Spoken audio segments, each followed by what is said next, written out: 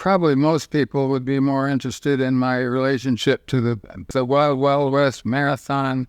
Here was my first one in 1979.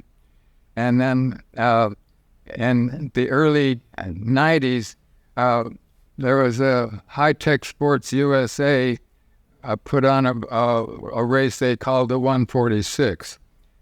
I got to the 135-mile mark. I was asked if I could do an autopsy. I said, well, I could, but I'm still in a race. But then I decided, okay, I better help out the coroner's office. And so I'm the only one that I know of that's done an autopsy during a race, because the race wasn't over till I went back up the hill.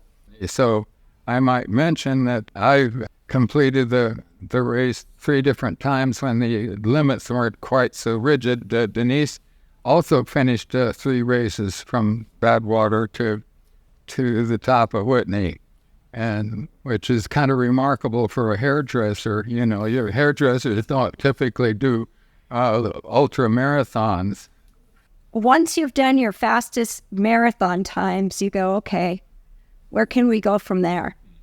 And you, by attrition, you get slower. So you usually build up endurance and can go longer. And he has had the most remarkable endurance of anybody I've known.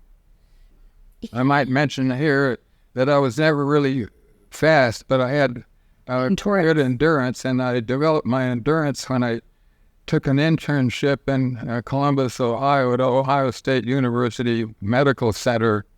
And when I got there, I wanted to take a straight medical internship. I wasn't interested in surgery or anesthetics. I knew I didn't want to do pediatrics because I hated to see kids die. And the fact that I'm tearing up now just thinking about it.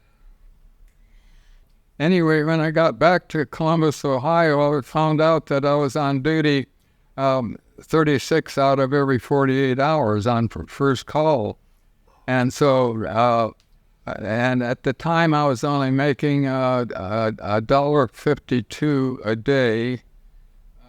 And it was a little hard to survive. My wife at the time, first wife, I always had to have other jobs, and I think she was able to get some funds coming in that I didn't know about. All I wanted to do was just see patients and help practice what I came into.